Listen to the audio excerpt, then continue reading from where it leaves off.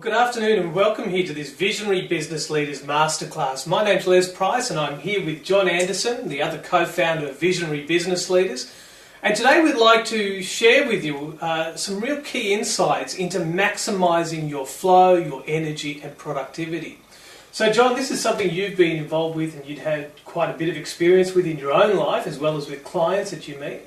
What do you think are some of the keys that people need to understand as an entrepreneur or business owner in order to really maximise their productivity and their energy and obviously to create profit in their business?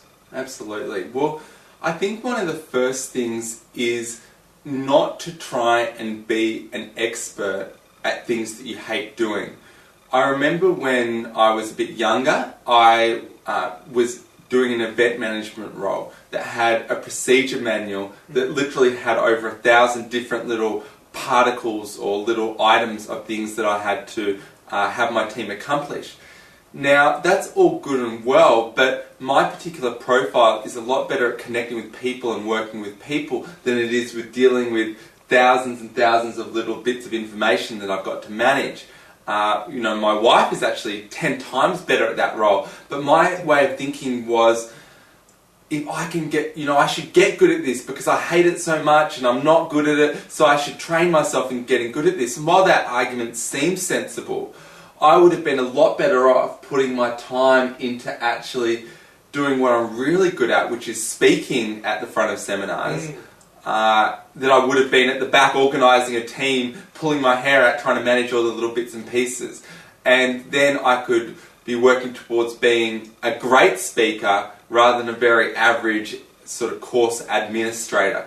So I think it's a matter of finding out where your intuitive genius comes into play and focusing your day around those activities. And when you can, as much as possible, the moment you see something that falls outside of your flow, if you can, delegate it. When I have a big report or something that I've got to proof through, that I've written for a client or something, I'll straight away forward it on to someone that's a lot better with detail than me. It frees up my time to go and connect with the client and create a new deal or a new joint venture with them. So that works a lot better. Fantastic. So in summary, it's really about finding out what you love doing, what your core archetype or strength is, and actually investing more time to maximise that rather than trying to do all the things that you really, you could be doing, but would either not interest you or take you time or take you away from really your core passion. Absolutely. It's like Richard Branson. He's a lot better off being in front of the media, getting press for some new venture that he's organised, rather than being in an office reading over spreadsheets all day.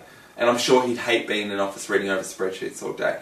He loves being out and connecting with people, and because he plays to his strengths so well, Virgin gets millions and in fact almost billions of dollars worth of free publicity. So I think that's a real key. And John, just one other aspect just to add to that, it obviously brings up this whole relevance that you don't have to be doing it on your own, you can actually build a team around you. So what are some strategies that people could actually use to actually, find people to help them grow their business and to take on some of those other tasks? Well look, I think it's a matter of looking for people that you may not automatically straight away be attracted to. Like for example, as someone who's more of a people person, I may not be as attracted to someone who's a bit more quiet, a little bit more methodical, a little bit more mechanical in their way of thinking. But actually, someone like that is exactly who I need in my business to help with the backbone, the smooth running, the details, the crossing of the T's and the dotting of the I's. So having a clear idea of what is your weakness area, what is the area that you're not so good at, and be looking for someone that complements you in that area. Awesome. And I think these days there's a lot of resources out there. There are a lot of people, there are virtual assistants, there are people who do writing for you, there are people who actually do all the things that you probably don't want to do, or the things that aren't a great use of your time. So get on the internet, talk to John and myself. There's a lot of people you can leverage out there who love doing those aspects and can really help you grow that business.